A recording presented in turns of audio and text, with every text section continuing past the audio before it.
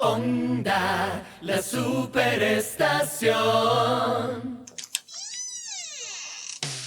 Sean bienvenidos. Esto es El Room. Una conversación en la que todos los temas tienen su espacio y donde vendrán una que otra visita. El Room con Nelson Eduardo Bocaranda, John da Silva, por Onda, la superestación. Bienvenidos al Room, y este Room está dedicado al cine. Bueno. Desde que los hermanos Lumière hicieran en 1895 aquella proyección famosa de un tren llegando a su estación, fueron los pioneros en registrar el cinematógrafo. ¿Cómo? Cinematógrafo. El cine depende de una estructura dramática que involucra desde el desarrollo de la historia hasta el resultado final, ¿quién lo ve? Que en este caso son los espectadores. Proyecciones en salas de cine o al alcance de la mano a través de las pantallas del teléfono es parte de la evolución de la interacción de lo que ha pasado desde la concepción de la idea y el desarrollo del producto, para que todo esto tenga una transformación del cine a lo Nelson, digital. ¿estamos preparados para vivir el cine en el contexto de NFT, en el contexto del metaverso? Eso no lo podemos garantizar, pero sí ya está concebida la idea creativa de un mundo inmersivo. Se puede apostar por una aplicación en el mundo cinematográfico. Yo soy Nelson Eduardo Bocaranda y quien me acompaña es John da Silva, y nuestro tema de debate durante las próximas 2 horas será un tráiler al cine del mañana, en este programa que se llama El Room. Vamos a falar. Llévatelo. ¿Los quieres ver? Conéctate a nuestro streaming en YouTube. Onda, la superestación. ¿O solo quieres escucharlos? Sigue en sintonía en El Room. Por Onda, la superestación. En la producción general de este espacio está Thaís Brazo Cortado Morales, Gabriela Azopardo y Stephanie Pérez. En la asistencia de producción, Federica Pimentel. En el control técnico, Tobías Varela y Osvaldo Huerta. En el departamento web, todo el equipo que nos ayuda a hacer esto posible en www.mundour.com. Y nos puede escribir a nuestras redes sociales en @circuitoonda, @johnsnacks o @bocaranda20. Boomer. Nelson Eduardo Bocaranda, John da Silva. Te invitan a que seas parte de El Room. Por Onda, la superestación. John, yo estoy encantado de lo que pasó en el Twitter Space, porque tuvimos un poquito de representación de todos lados, desde los críticos que están sentados en sus casas o en las salas de cine, viendo lo que es el séptimo arte, hasta la gente que lo hace. Y la gente que lo hace en este caso fue Marcel Raskin, director, Jean-Paul Leroux, actor, que al final lo que nos dieron fue un enfoque diferente de hacia dónde están yendo algunas cosas dentro del cine, pero sobre todo dónde están ahora y cómo proyectan ellos ese futuro a muy corto plazo. Y sabes que pareciera ser que inmediatamente nos meteríamos en una conversación de tecnología, ¿no?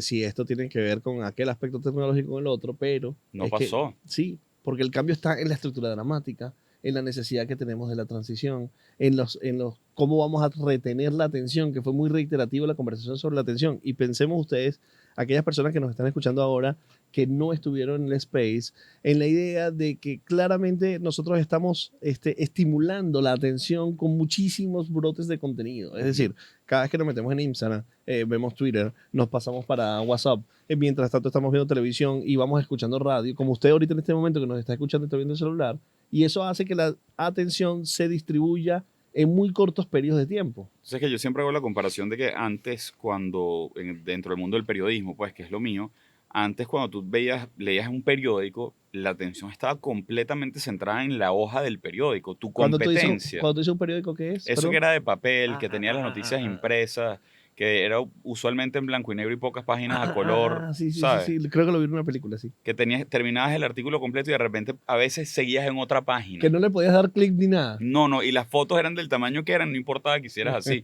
Bueno, en esos periódicos la competencia era la hoja que le seguía. O estabas de verdad compitiendo por el tiempo de la persona, pero era una actividad en sí, sentarse, abrir el periódico, doblarlo de un solo golpe y poner el artículo que tú te querías leer. La competencia era muy poca por la atención. Hoy en día estás leyendo las noticias en un dispositivo donde estás compitiendo con el mensaje de tu esposa o de tu esposo o de tu pareja que te está mandando un mensaje de texto contra una infinidad de contenidos que son mucho más divertidos posiblemente que lo que tú te estás leyendo en formatos como video, audio solamente o inclusive fotos.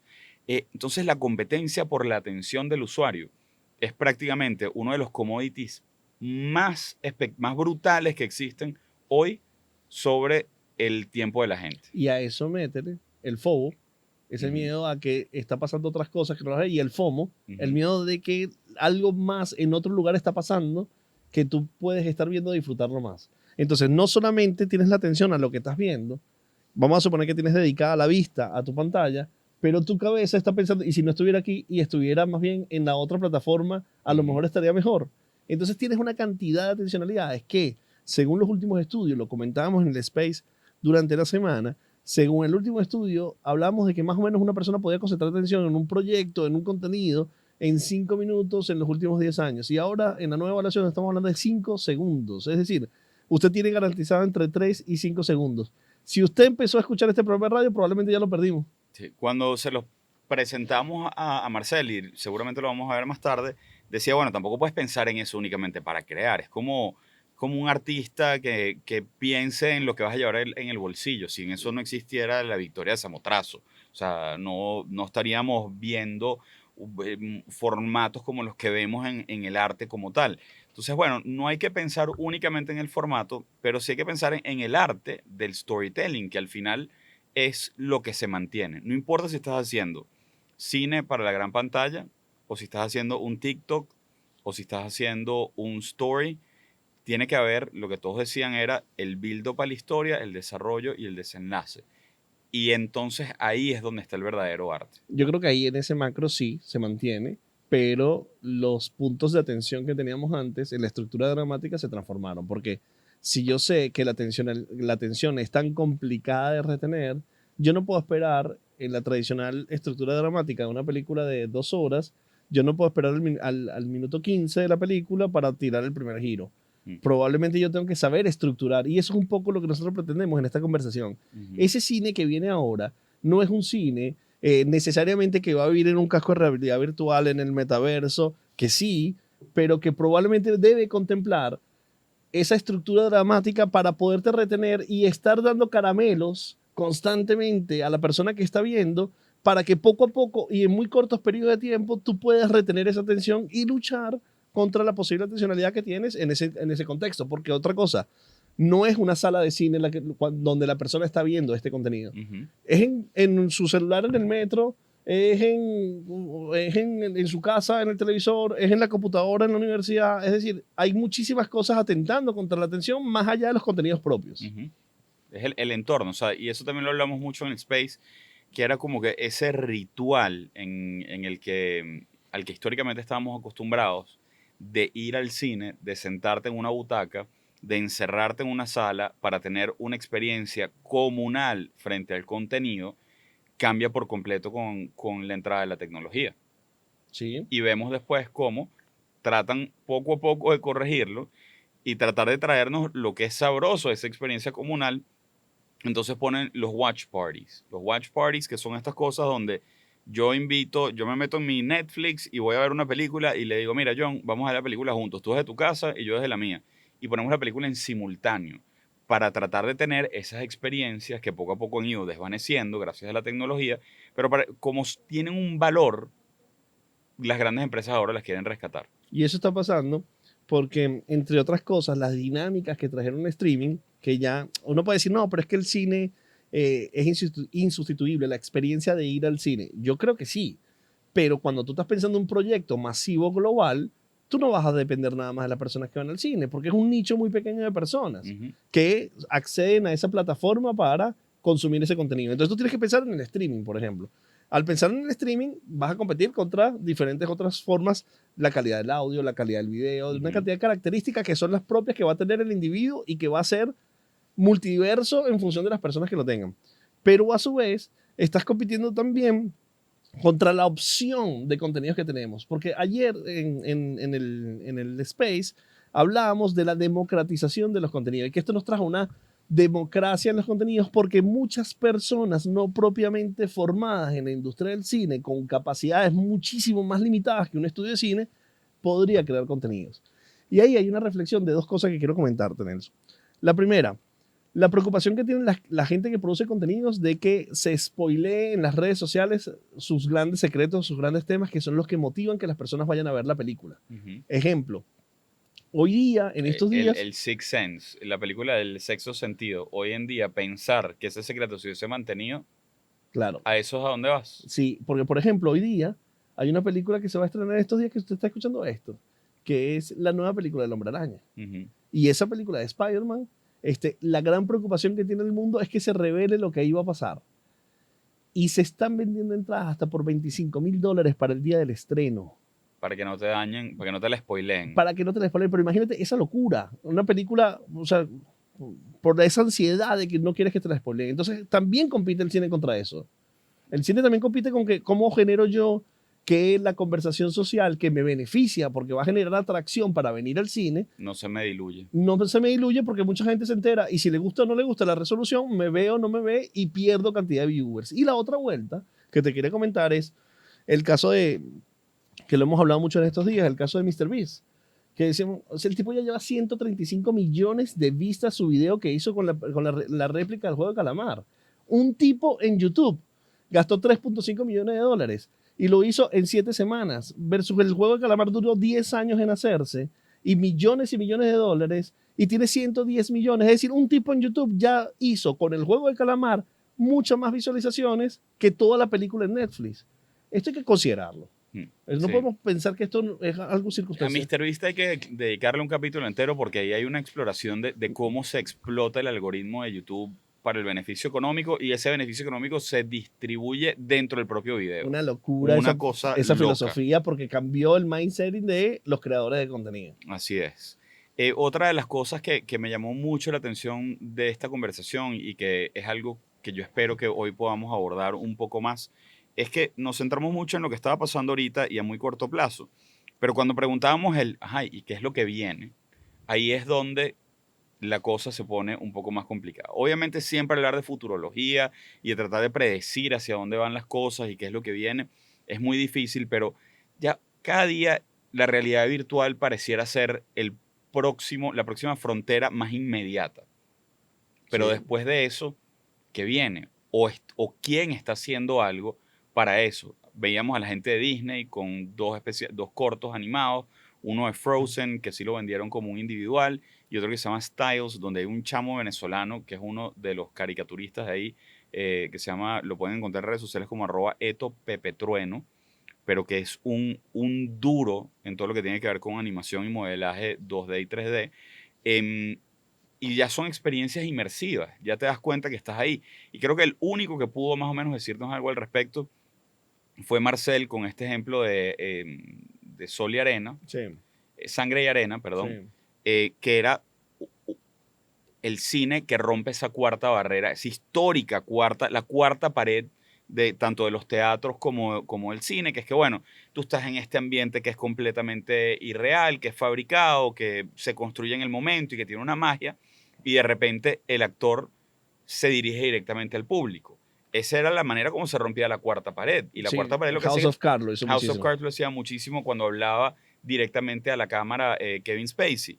Bueno, aquí ya esto rompe la cuarta barrera de una manera completamente diferente. Tú vas a poder estar o pudieses pensar en estar caminando en la mitad de una escena o sentirte que estás caminando en la mitad de una escena, porque no necesariamente vas a estar ahí. Eso ya sucedió en la conversación que hicimos sobre los deportes, la transmisión de los deportes, y tanto los deportes, hablaba de la posibilidad de tener una toma subjetiva. Imagínate que tú tienes la visión que tiene un jugador de un partido de fútbol.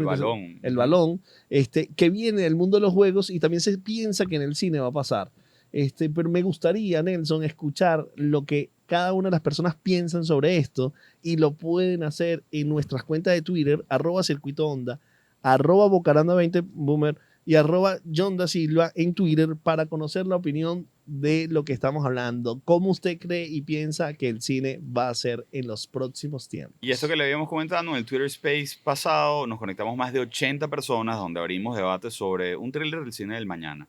Una visión amplia acerca del cine desde su creación, su crecimiento, su evolución y también su transformación durante la pandemia. Estuvimos acompañados de varios especialistas como el director cinematográfico y storyteller Marcel Raskin, el periodista y crítico de cine Rafael Urdaneta, el creador y conductor del espacio Desde la Butaca Reni Naredo, el actor venezolano Jean-Paul Leroux y más participantes que Rafael Urdaneta también, sí, ya lo comentábamos, Sí, y más comentaste. participantes que aportaron a esta conversación.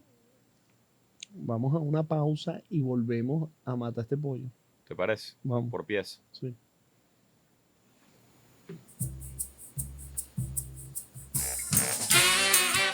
De lo que habla el mundo en un solo cuarto y con muchas voces. El Room. Con Nelson Eduardo Bocaranda, John da Silva, por Onda, la superestación. Bueno, John, ahora sí vamos a entrar en materia con todo lo que ya les venimos comentando a todos ustedes sobre esa conversación que se dio en Twitter Space. Vamos a escuchar lo que nos dijeron esos grandes amigos que tenemos ahí que nos acompañaron ese día. Fue el caso de Marcel Raskin, fue el caso de Jean-Paul Leroux, fue el caso de Rafael Urdaneta y de Reni Naredo, quienes nos dejaron unos comentarios que valen la pena rescatarlos para ir alimentando esta conversación que tenemos en el room de hoy sobre el futuro del cine. Vale la pena recordar que los martes, por ahí a las 6, 7 de la noche, cuando usted está llegando a su casa, usted se mete en Twitter y sigue a Circuito Onda. Y ahí nos va a escuchar y usted puede ser parte de esta conversación. Pues yo te digo, Nelson, estuvo sabrosa la conversación el martes. Porque la conversación estuvo como súper dura. Los aportes de cada una de las personas que hablaron ahí, a excepción del tuyo y el mío, estuvieron buenísimos. Y hay algo que se desprende de todo esto, John, que me parece importante, que es diferenciar en que no todo audiovisual es cine, pero Sí. de ese mundo de los contenidos audiovisuales que se van generando y se van popularizando, pues algo queda en él de el cine a nivel de cómo se cuentan las historias, pero el formato es un game changer absoluto. Pero, y además, Nelson, que la moneda de pago, sea cine, sea audiovisual, sea audio, la moneda de pago sí es la misma de todos, que es si te prestan o no atención, que eso parece ser, tal vez, si cada vez somos más conscientes como sociedad, que la atención es una moneda de pago, va a ser fundamental para todo lo que va a venir. Y tienes el tema de la instantaneidad. Vamos a escuchar qué fue lo que nos dijo Marcel Raskin sobre ese carácter instantáneo que pareciera tener el cine. Que el trabajo del storyteller audiovisual, ya no digamos solamente el cineasta,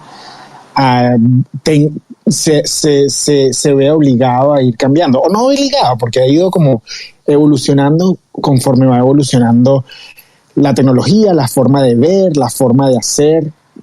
O sea, ese drama con el que nosotros tenemos que convivir hoy en día, que es la segunda pantalla, las distracciones, el short attention span, la velocidad con la que estamos acostumbrados a tener como ese shotcito de dopamina cuando uno entra en Twitter, cuando entran ahora en TikTok, cuando en Instagram también, es decir, el contenido audiovisual es cada vez más instantáneo y necesita ser cada vez más rápido. A mí me encanta esa idea de la atención corta. O sea, yo no sé qué les pasa a ustedes o a ti, Nelson, cuando están viendo este tipo de contenidos, pero yo la verdad tengo que admitir que yo no veo nada sin estar viendo al mismo tiempo el celular. Es decir, yo estoy viendo un partido de fútbol y estoy viendo el celular. Y estoy viendo una serie y estoy viendo el celular. Y estoy viendo, o sea, ejemplo, estoy viendo The Queen, ¿cómo se llama la de Netflix de la reina? The The Crown. Crown. Estoy viendo The Crown y inmediatamente estoy viendo si lo que está pasando ahí, entonces... Sí, eso es una cosa, yo fact-chequeo burda lo que estoy viendo, Claro. pero claro. en exceso, o sea, trato de buscar la escena donde Lady Di llegó a Claramente. Sudáfrica. Entonces Eh, inmediatamente le comento a mi esposa, le digo, mira, sí, eso pasó en 1942 y sabes qué tal cosa. Entonces, y me pasó con, pero me pasó con Vikingos también. que no viene al tema, pero ¿sabes quién lo hizo muy bien y concretó toda la experiencia en una sola pantalla? Amazon. Ajá, dame. Amazon tiene una cosa que se llama X-Ray, que va en paralelo de la película. Entonces tú cuando pones pausa, en cualquier momento te muestra quiénes son los actores, cuál es la música que está sonando de fondo, claro. y te puede poner inclusive Claro, algunas claro, cosas. claro. Pero entiendo perfectamente lo que estás diciendo porque me pasa demasiado. Pero te pasa con las películas, no, te pasa más con la serie. Me pasa con las películas y con la serie. Con la serie me pasa muchísimo, pero me pasa con las películas. Obviamente veo muchísima película que tiene que ver con hechos históricos, hechos de la vida real. O sea, es mucho el cine que me gusta, pero desde la profundidad de entender el personaje, de entender el actor, de entender...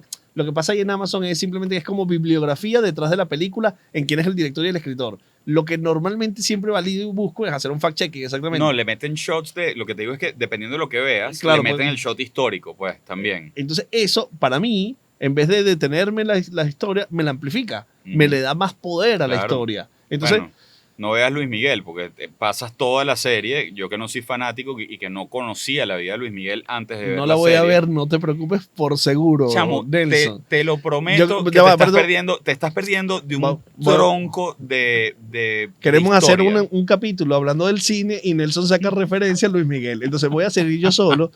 Seguimos acá hablando de cine, pero te Lo recomiendo. decía por el tema del fact-checking. Ah, o sea, ok. cuando empiezas a ver estas historias, tratas de buscar esa realidad. Pero te digo, siento que eso es algo que se queda un poco más en los seriados que en el cine, pero también entiendo la necesidad de hacerlo en el cine.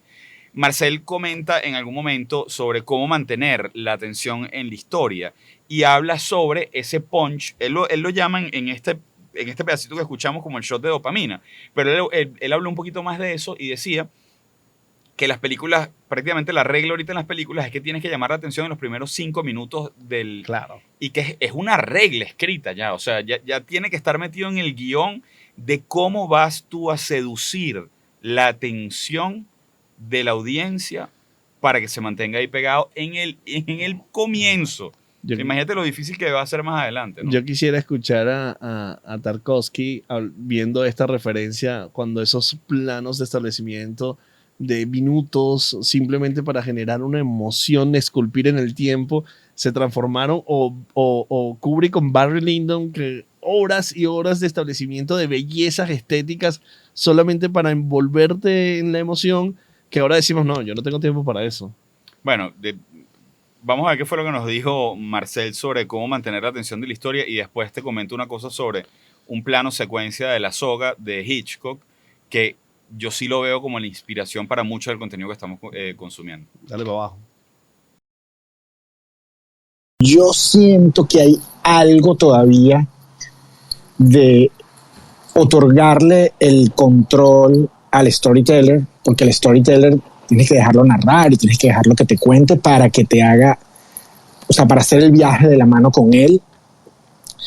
Hay parte de ese control que necesitas entregarle. Creo que la idea de write your own book o live your own adventure está más ligada quizás al universo de gaming, que también es gigante y que es enorme y que tiene burda de storytelling y que tiene como, o sea, es de hecho, si no me equivoco, una industria que hoy en día es de hecho más grande que la industria del cine, la historia de los videojuegos.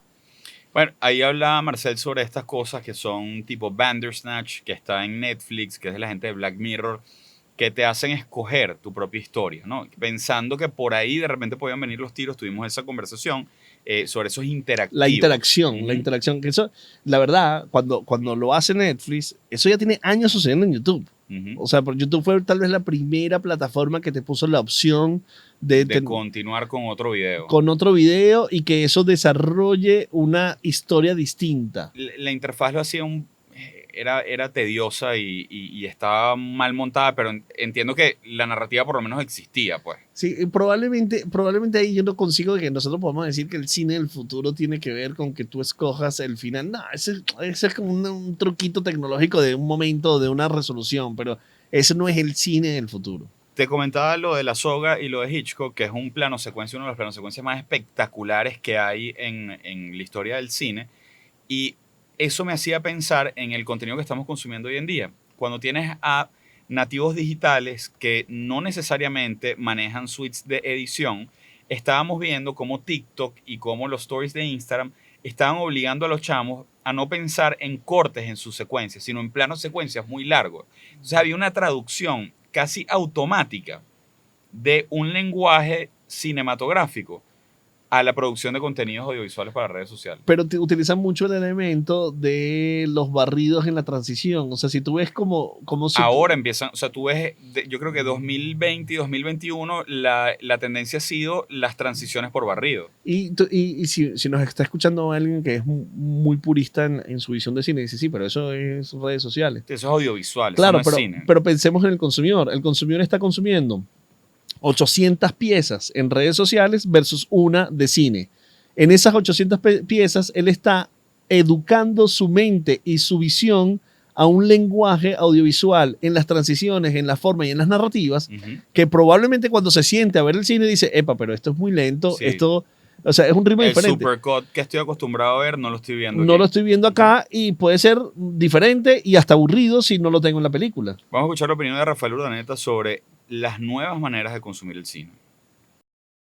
El cine pienso que está perdiendo o está sufriendo ahorita una crisis muy grave porque tienes el tema de la atención y tienes, bueno, ¿qué hago para mantener la atención? Bueno, voy a armar el show.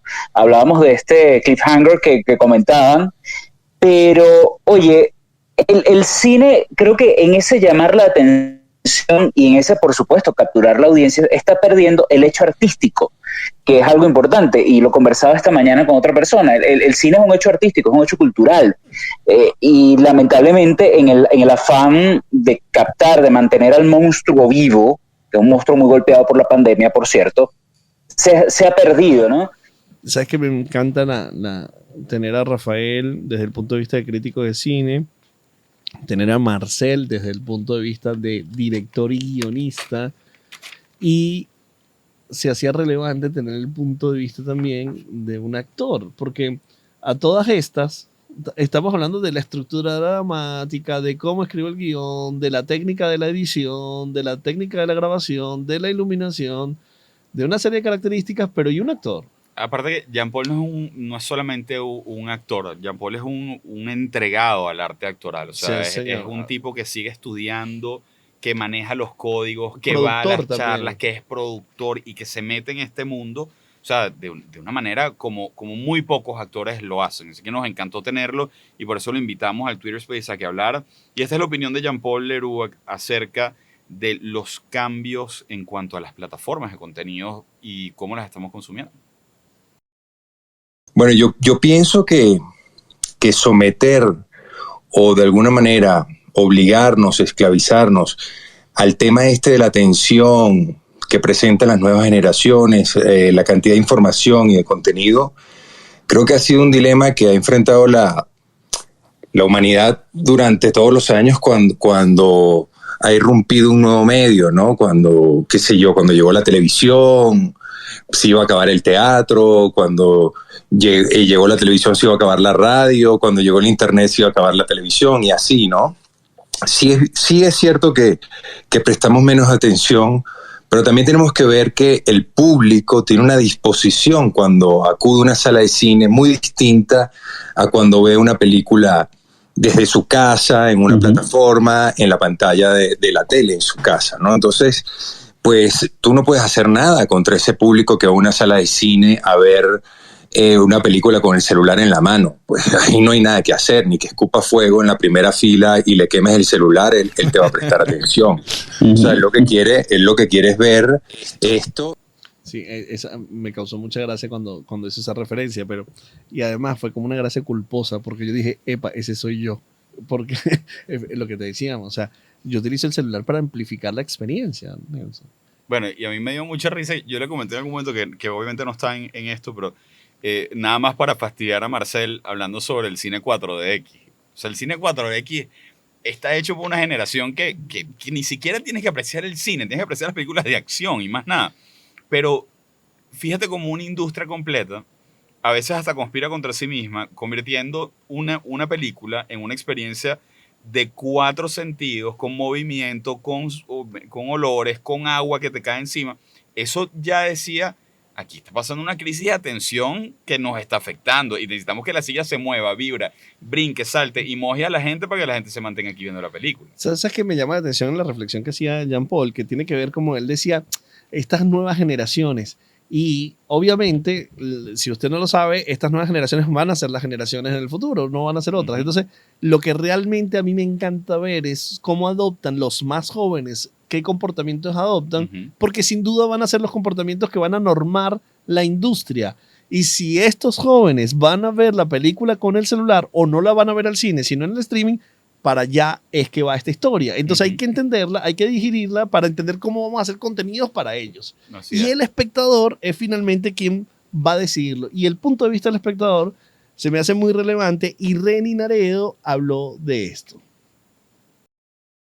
Fíjate que la plataforma, la modalidad en la que la estoy viendo, la forma diferente que estoy viendo, porque estoy echado en mi cama con el televisor de mi cuarto viendo desde Netflix una película que en otros momentos de pronto la había visto en la sala de mi casa, un poco más acomodado en un tema de prestar atención, o la había visto en otros contextos, de pronto en un cineforo, en una actividad, y caigo en cuenta en que, oye, el formato empieza a afectarnos el cómo disfrutar el contenido, porque sigue siendo la misma película, la película no ha cambiado. Y eso tiene que ver, Nelson, con la historia. Tú dices, no, pero es que la historia lo va a resolver y tal. Pero es que un dato que me pareció revelador sobre las tendencias de consumo, lo hablábamos también en el pasado, tiene que ver con cómo yo estoy consumiendo. Tú dices, no, pero la historia si te engancha, te engancha. Sí, pero si yo me consumo 8 horas de una serie de 45 minutos pegada y me consumo un maratón, la mayoría de los detalles de esa serie o lo que tú quieres hacerme sentir, no lo voy a sentir, porque el consumo es tan violento de contenido durante 8 horas que ¿cómo yo voy a entender un personaje? ¿Cómo voy a entender su arco? ¿Cómo voy a entender su definición? Es muy complejo, Nelson. Entonces, si yo decido ver un maratón, o si decido ver un capítulo a la semana, o si decido ver un capítulo cada 5 horas, 8 horas, va a ser que yo entienda esos contenidos y esa historia diferente. Entonces, no solamente la historia lo define, lo va a definir la estructura de cómo lo consumo. Te estás dando cuenta que seguimos hablando de series, muchas veces mezclándolo con el tema del cine como tal. Es que esa barrera se rompió. A eso iba. ¿Sientes que se rompió? Sí, siento que se rompió porque como entiende la industria del cine que se están consumiendo los contenidos, está haciendo que se estructuren las historias y se piensen las historias para la mayor entrega de la posibilidad masiva de ese consumo. Es decir, si yo pienso una historia que antes quería montar una película de 2 horas 40, monto una miniserie de 6 horas. La película de Edgar Ramírez del Chacal, por ejemplo. Eso no es una película que pueda consumir un ser humano normal sentado en una sala de cine. Eso lo tiene que consumir como una serie. Bueno, vamos a despedir la sección por ahora, porque vamos a tener después unas entrevistas de público educado, que sabe muchísimo más de esto que tú y que yo, que somos aficionados y consumidores de este tipo de contenidos, para ver si nos pueden guiar en cuanto a qué es lo que viene entonces y cómo va a ser ese futuro del cine. ¿Te parece? Vamos a darle. ¡Hey! Nelson, John, vayan acomodando todo en el room. Que viene visita. Y recuerden que esta es una entrevista educada. Encantados de entrar en esta parte de la entrevista educada de El Room con alguien a quien le tengo muchísimo aprecio, cariño y respeto, quien es Leonardo Aranguibel, vicepresidente de The Walt Disney Company para Latinoamérica, encargado pues de todas las grandes producciones que tienen que ver con nuestro continente y los lanzamientos. Y con él lo que vamos a hablar es lo que bien venimos elaborando desde nuestro Twitter Space, esa conversación que no es educada, donde le damos el espacio a ustedes para que hablen, comenten y sean parte de esta conversación, a esto que sí ya pasa a ser una entrevista educada.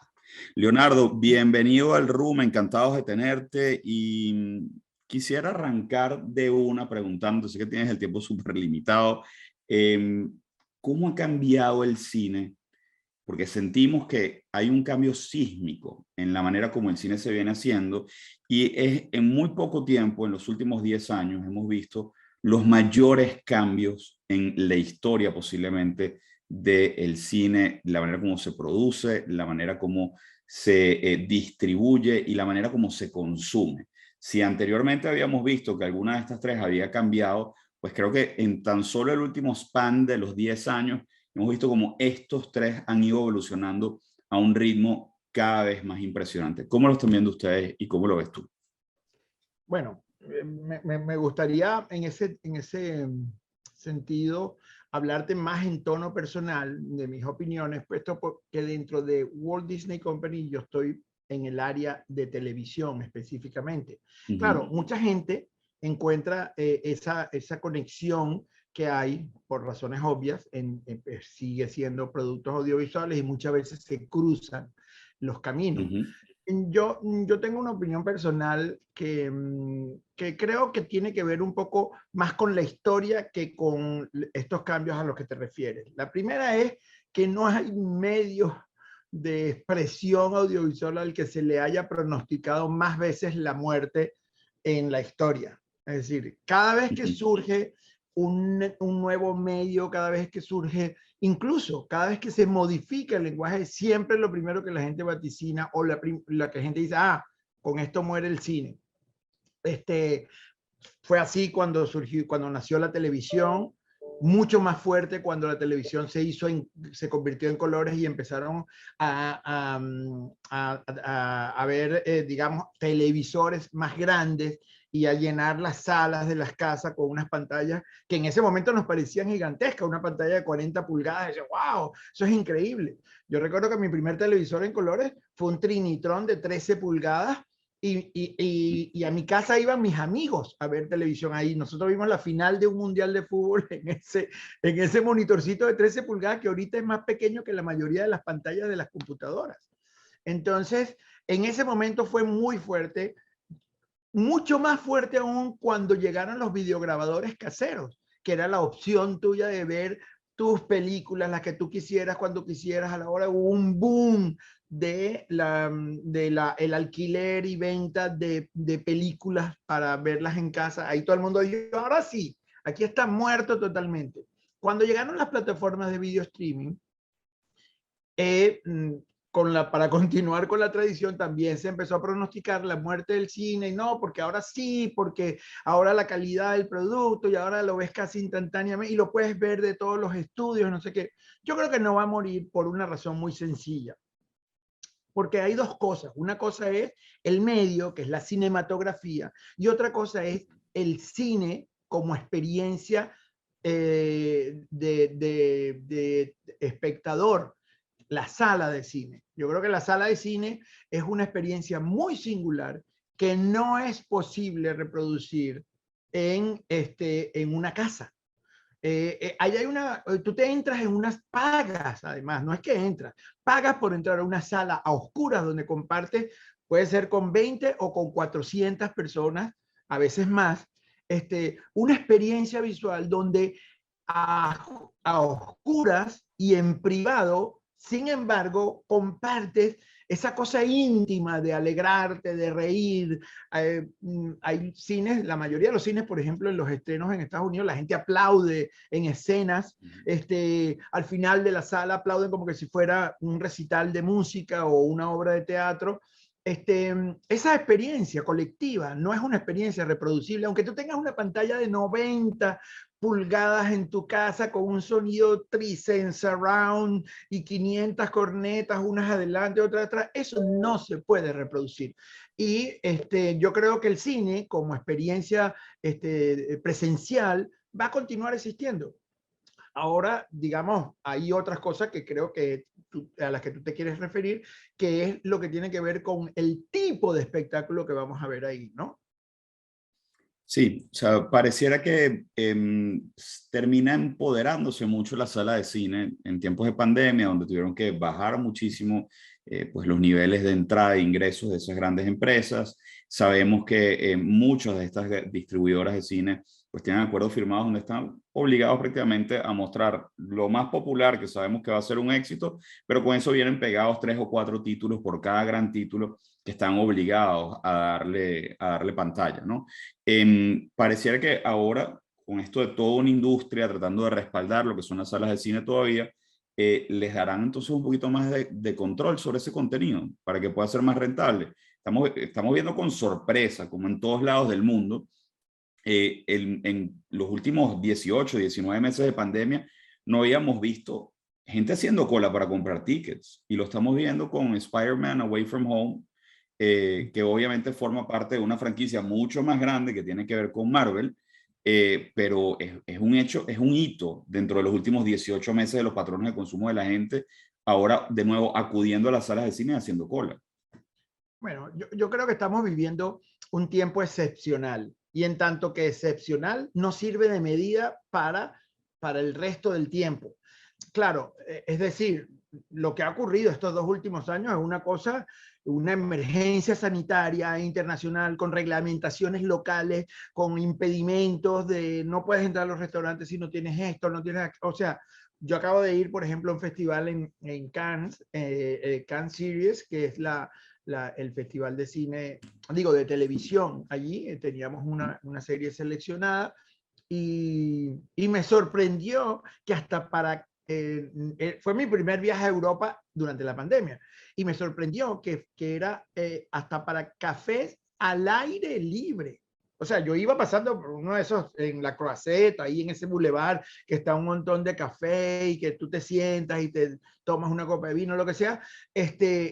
Yo voy y me dice, no, necesita tener el certificado de vacunación o la carta europea sanitaria o lo que sea para poder comer, para tomarte algo en una mesa ahí apartada al aire libre. Entonces, todas esas reglas que además variaban de país a país, afectaron enormemente en mucho, y a nuestra compañía, por supuesto, le impactó también muchísimo, a las salas de cine, porque meter a 400 personas en un espacio cerrado durante 2 horas y pico no era muy buena idea en medio de esta pandemia. Pero eso es un tiempo excepcional. Yo creo que nosotros vamos a ir volviendo en la medida que se vaya superando y los países vayan superando el tema de la vacunación masiva, de lo que llaman la inmunidad de rebaño y todo esto, vamos a ir volviendo. Y obviamente esa referencia a la que hace de Spider-Man, o sea, nosotros no siempre vamos al estreno de las películas, mi familia, con mis hijos y mi esposa, y mi hijo estaba desesperado porque no consiguió entrada para los 3 primeros días de Spider-Man. O sea, no consiguió entrada. En los cines que a nosotros nos gusta, varias salas y tal, no había. Tuvimos que ver, la vamos a ver el lunes del día después del estreno. Entonces, eso es yo creo que es un signo muy alentador de que esa experiencia es una de las cosas que la gente más extraña. Anhela. Más anhela volver, exactamente, muy buena palabra. De lo que el mayor anhelo de la gente es volver a esas experiencias. No, en los conciertos creo que todavía están un poco, tal vez algunos van, la gente se llenan y tal, pero la gente ese compartir colectivo es como... Sí, esas experiencias comunales. Claro, es decir, es como o sea, tú puedes decir, yo tengo el concierto en vivo de Coldplay, es magnífico, y tengo un equipo de sonido en mi casa. Pero el concierto de Coldplay tú no te lo quieres perder, porque tú puedes tener el mejor equipo musical y el mejor disco y la mejor grabación, pero estar ahí, gritar, saltar, oyendo a los tipos cantando su cosa, no lo puedes sustituir. Eso va a volver, creo yo. Posiblemente muchas de las cosas que hayamos visto que vinieron al lugar por la pandemia, pues poco a poco se vayan diluyendo en el tiempo, pero ¿sirvió la pandemia como catalizador para el consumo de contenidos digitales?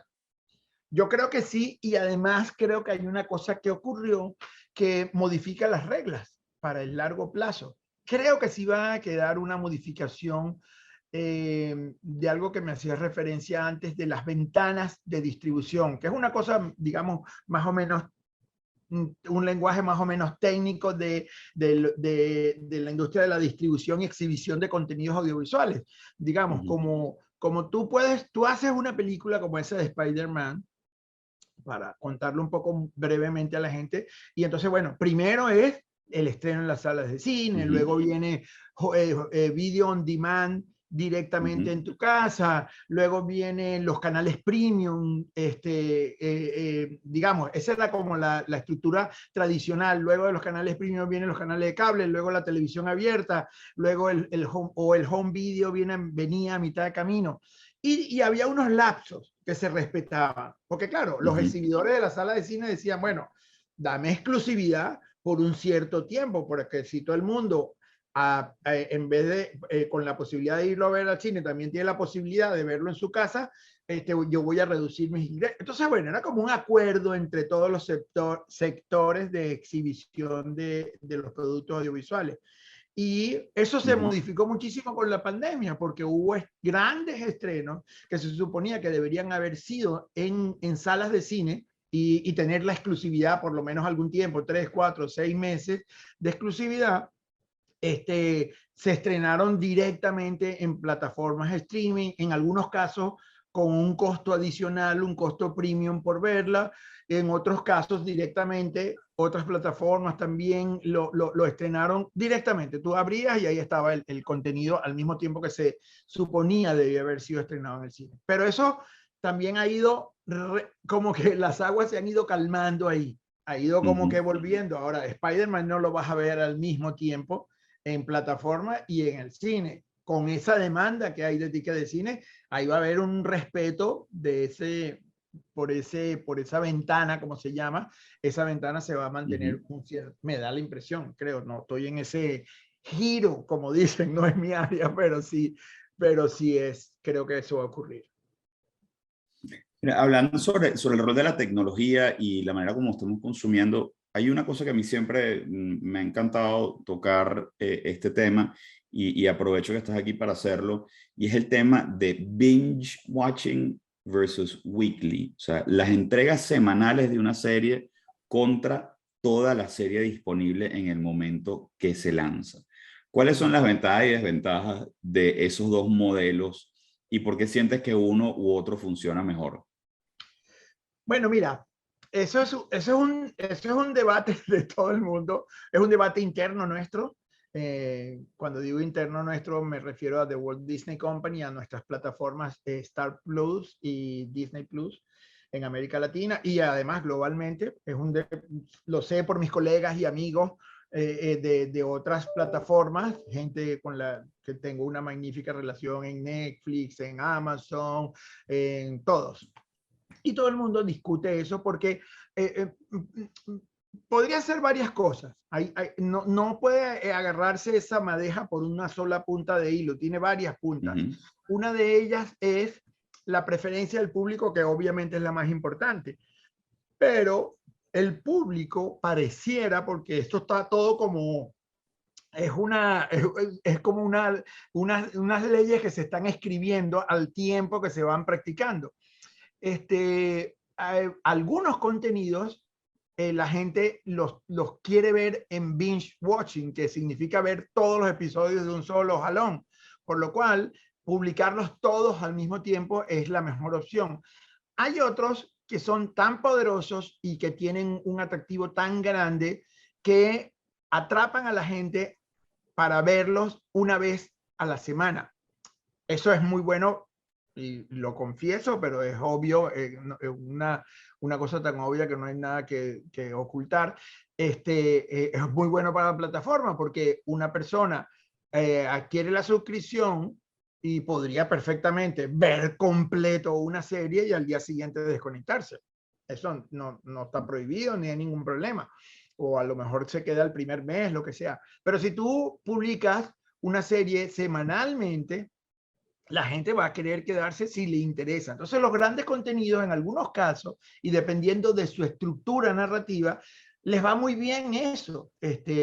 Nosotros tuvimos una de las series en su momento, la serie más exitosa y más vista en el mundo entero, que fue The Mandalorian, que fue una serie de nuestro sello Lucasfilms, o lo que nosotros llamamos Star Wars, el universo Star Wars, The Mandalorian se convirtió en la serie más vista del mundo y la gente esperaba, o sea, tú no tienes idea, cuando tú ves los gráficos de audiencia de nuestras plataformas, o sea, la cosa, el pico que se echaba de audiencia ese día y luego el fin de semana, pues se estrenaba creo que los viernes, el fin de semana era brutal y luego como que bajaba normal, estaba normal la audiencia hasta que volvía al pico el otro viernes. Entonces, sí funciona para algunas cosas, tal vez, y ya metiéndose más en la cosa narrativa, Nelson, no sé si las cosas que son los episodios que son lo que llamamos nosotros autoconclusivos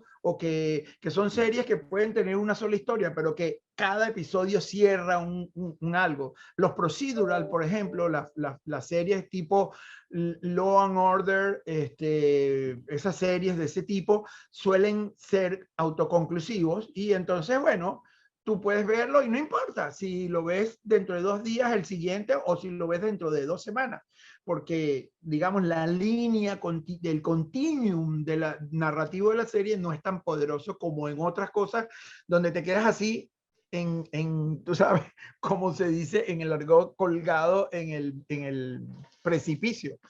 Entonces, bueno, pero yo creo que no hay una norma que pudiéramos decir, esto es lo mejor. No, depende del contenido y también depende de cierto momento del año, porque no es lo mismo ver binge watching cuando estás de vacaciones, cuando es diciembre, que estás en tu casa, que te puedes pegar a ver 8 episodios seguidos de una cosa, cuando estás en el medio del trabajo, por ahí en, no sé, abril, en mayo, y no puedes estar, o sea, llegas y ves un episodio en la noche y te cuesta dormir. Pareciera, Leo, también que otra de las señales del éxito del cine y la influencia tan grande que está teniendo el streaming en el consumo de contenido, parece ser que todas las grandes franquicias cinematográficas o todos los grandes éxitos cinematográficos, no necesariamente tienen que ser franquicias, terminan convirtiéndose en un seriado. El seriado es entonces, y aparte que son seriados que hoy en día tienen una calidad cinematográfica y narrativa superior al que históricamente estábamos acostumbrados a tener en plazos bastante cortos de producción. Desde el momento que sale un gran éxito taquillero, la producción ya para cuando está afinada una serie, un spin-off de algún personaje, un spin-off de algún personaje en un arco de historia independiente en formato de serie, parece haberse acortado. Pudiésemos pensar que entonces el cine pega el primer golpe y después los sucesivos golpes de impacto que tienen sobre la audiencia ya vienen en un formato de serie. Bueno, sí, es decir, también eso tiene como 2 aristas, ¿no? La primera es que tampoco creo que eso sea una cosa predeterminada. Ok, ahora vamos a hacer esto, porque primero, la inversión en una película es muchísimo más alta que en una serie de televisión. Parece mentira, pero el costo, digamos, relativo, el costo por minuto, por decirlo de alguna manera, es mucho más elevado para una película de digamos, premium, o sea, un blockbuster. No, tú puedes hacer una película de bajo costo, bajo presupuesto, que sea muy exitosa y que sea además artísticamente muy completa y con un gran appeal. Pero vamos a referirnos para ponernos de acuerdo en los que lo llamamos los blockbusters o los super éxitos.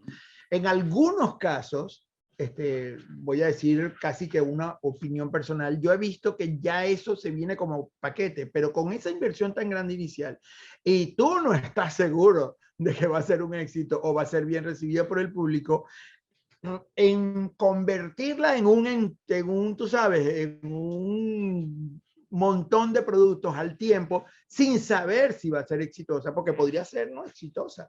Hay ejemplos de películas muy costosas en la historia y recientes, no muy lejos, que fueron un fracaso de taquilla, simplemente. Que han sido flops, sí. Exacto. No la más famosa, Waterworld, es la más famosa. Ya, la tenía en mente. Sí.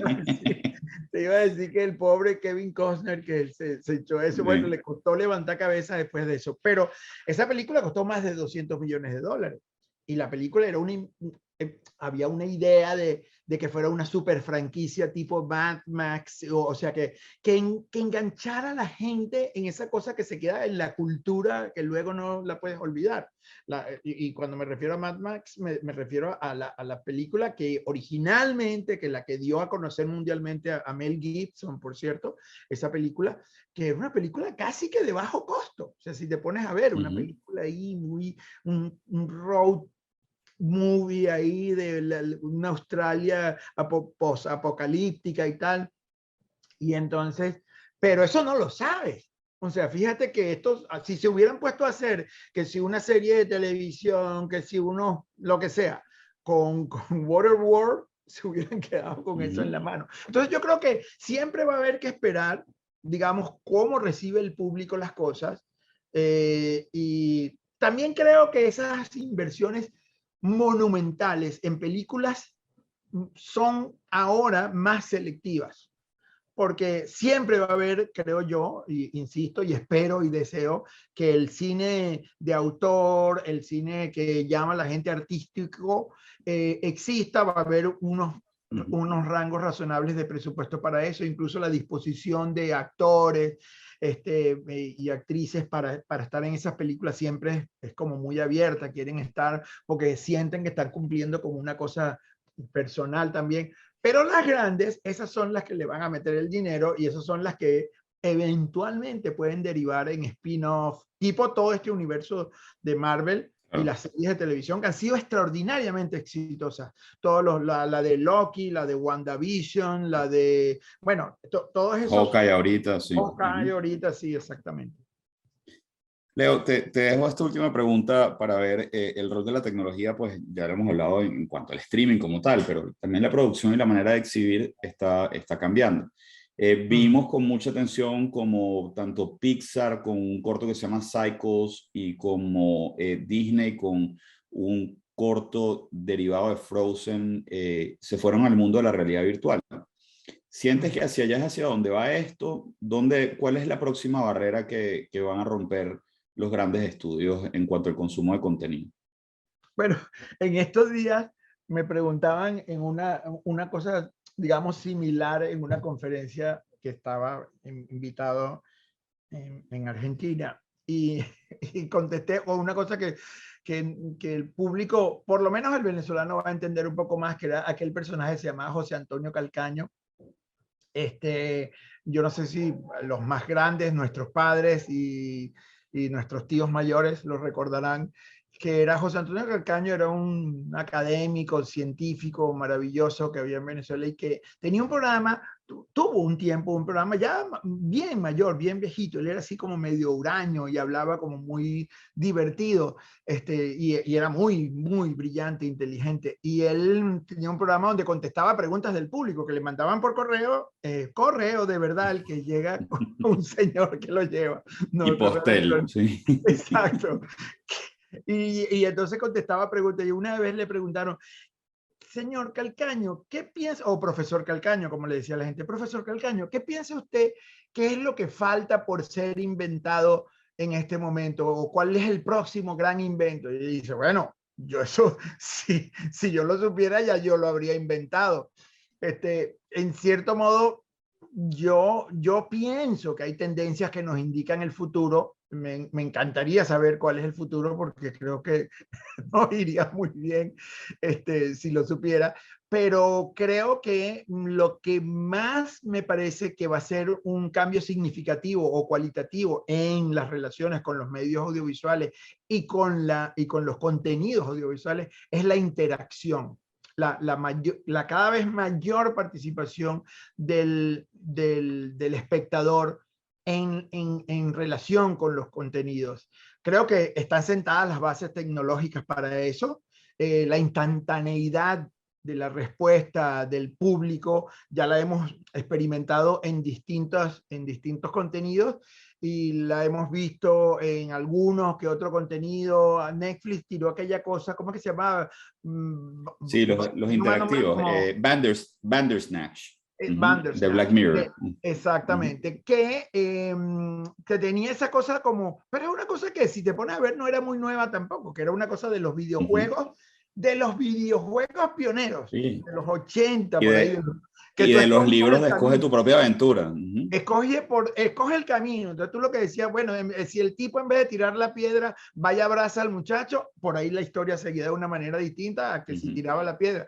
Entonces, eso no era ninguna idea nueva, pero en televisión y en una cosa donde tú pudieras apretar un botón en el momento, ya dejas de ser pasivo. Ya nosotros dejamos de ser pasivos cuando se inventaron los videograbadores, porque los caseros, por supuesto, que donde tú te empezaste a programar. Ya no era lo que decidía un tipo en el canal tal, a las 8 de la noche del martes vas a ver esto, te guste o no te guste, si no, te cambias para el otro canal. Ahora no, tú lo veías a la 1 de la mañana si querías, porque tú lo grababas, o lo veías el sábado en vez del martes. Ese fue un cambio que es en este sentido al que yo me refiero, que es el cambio de participación, de hacer un espectador más activo. Yo creo que hacia allá vamos y creo que ese va a ser, es una frontera en la que no hemos atravesado y la que no sé cómo vamos a llegar, pero creo que están las bases ahí tiradas ya. Leo, un súper placer haberte tenido en el room con nosotros. Lástima que John no se pudo conectar hoy a esta hora, pero bueno, era Leonardo Aranguibel, VP de Producción y Jefe de Operaciones y Estrategia de Producción de The Walt Disney Company Latinoamérica. Esperamos con ansias todo lo que venga por esa pantalla de streaming, con cualquier nuevo lanzamiento que haya. Contentos de ver los avances que se está haciendo en esta plataforma y contentos de verte a ti, sobre todo ahí dirigiendo eso.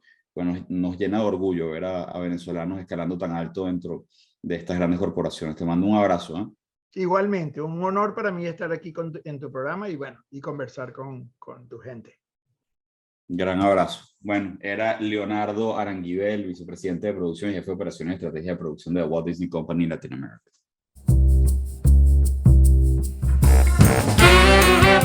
De lo que habla el mundo en un solo cuarto y con muchas voces. El Room. Con Nelson Eduardo Bocaranda, John da Silva, por Onda, la superestación.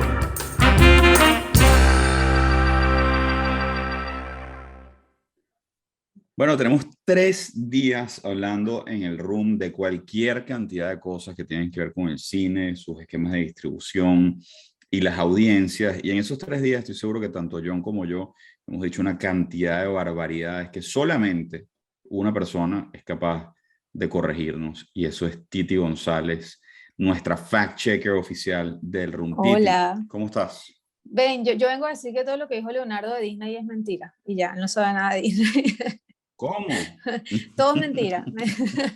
No, mentira. En verdad creo que es complicado a veces porque hay muchas cosas que son opinión de ustedes, entonces es difícil, ¿sabes?, refutarle eso. Pero yo creo que sí, algo de lo que decía Leonardo, creo que me quedo con eso. Y es que él hablaba de las salas de cine, que en verdad es evidente que eso no va a morir, pero las salas de cine son una experiencia más allá de la película, es la experiencia. Yo recuerdo el estreno de Endgame, que además de que fue una locura para conseguir entradas, la emoción de la gente en la sala de cine, eso no pasaba en tu casa, o sea, y menos si además, porque ahí estás reuniendo a no sé cuántas personas caen en una sala, 100 personas que están todos con la misma emoción que tú, y además un día de estreno, que creo que eso no pasa, por ejemplo, yo que no sé nada de Endgame, Eric, ¿y quién es esa señora que está ahí? La que no tiene pelo, que ella qué es, ¿sabes? Entonces, creo que en ese momento, y creo que es lo mismo que va a pasar ahorita con Spider-Man, que en verdad queda súper bien esta conversación, esperando el estreno de Spider-Man, creo que es una locura lo que pasó, sobre todo en Caracas y en el mundo, la gente como loca consiguiendo las entradas. Entonces yo creo que ya ahí tú te das cuenta que si tú estrenas eso por una plataforma de streaming y ya no es la misma sensación que ir a verla al cine, sobre todo los primeros días del estreno. Okay, aparte de eso, Titi, de lo que hablaron, ¿qué crees tú que fue lo que más llamó tu atención, aparte de eso, de la experiencia comunal y de lo que se da en la sala de cine? Creo que no fuimos claros en hacia dónde va el futuro, porque es muy difícil entender, sí, pues, efectivamente hacia dónde va una industria entera. Y de saberlo, pues creo que todos haríamos mucha plata. Pero ¿qué te queda a ti de lo que crees que fue la opinión general de hacia dónde va esto? Yo creo que hay cosas que se van a seguir conservando, sobre todo porque tú necesitas el contacto con la gente, pero por ejemplo, de lo que decía Leonardo y tú comentabas, yo me acordaba de cuando empezaron las salas de 4D, que era como que una cosa innovadora y que, bueno, te vas a meter en la película. Y en verdad hay que ver por qué eso no tuvo la fama que en el momento nosotros pensamos, que era como, ok, mira, se hallaba el cine, las películas 4D. ¿Por qué no tuvieron tanto éxito? ¿Será por el que era muy, muy costoso o no eran lo suficientemente inmersivas en la película? No sé qué opinas tú. Esas salas que murieron tan rápido. Pero a mí, yo te lo juro que me encantaría poder opinar esto con un poco más de conocimiento de causa, pero la verdad es que nunca ni siquiera me atrajo lo suficiente para ir. Sí. Creo que inclusive algunas veces escuchaba que le restaba la experiencia de ir al cine porque distraía de la película como tal. Pero también creo que es como que tratar de romper el molde, tratar de innovar, a veces tiene un costo, que es que haya ese tipo de rechazos, que posiblemente se haya sentido con eso, pero es una apuesta, pensando que se lleva el futuro, igual como es una apuesta.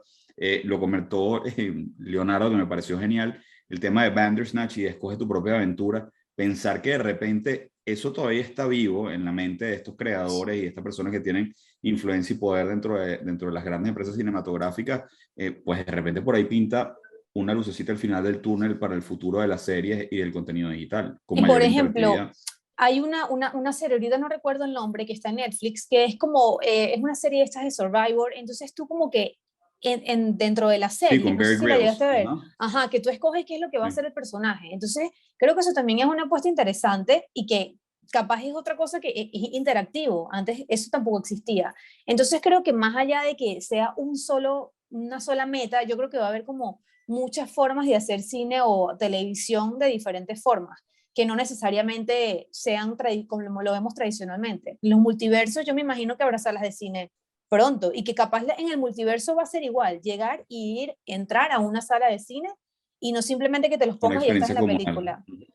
Yo creo que también eso puede ser, que vas a una sala de cine, bueno, en París, pero tú estás yendo a la sala de cine con los lentes puestos. Bueno, mil gracias, Titi. Gracias por el fact-check, por tus comentarios y a todos los que formaron parte del room de esta semana, pasando por Marcel Raskin, Jean-Paul Leroux, Rafael Urdaneta, Leonardo Aranguibel, César Kensen, entre otros que dieron sus opiniones y nos ayudaron a formar una idea más clara de lo que puede ser el futuro de los contenidos audiovisuales del cine y la televisión. Gracias a todos ustedes. Recuerden que pueden escuchar esto en formato podcast también por Spotify. Pueden meterse en elroom.net, donde van a encontrar todos los videos del Room y todos los audios del podcast, igual como en mundour.com. Nos volvemos a escuchar entonces en el próximo El Room, donde estaremos hablando, quién sabe de qué. Posiblemente regresemos al tema de la cocina, que tanto les gustó y que tanto nos escucharon y nos comentaron, o de repente vamos con otro tema que puede ser un poco más terrenal sobre el trabajo a distancia, el teletrabajo, si llegó para quedarse, si algo cambia y por qué se hace popular ahora y no se había hecho antes, y si algunos regresaremos o no a la oficina, pues sigue siendo un enigma. Bueno, eso podrán escuchar en el próximo Room. Hasta aquí entonces, nos volvemos a escuchar. Onda, la superestación.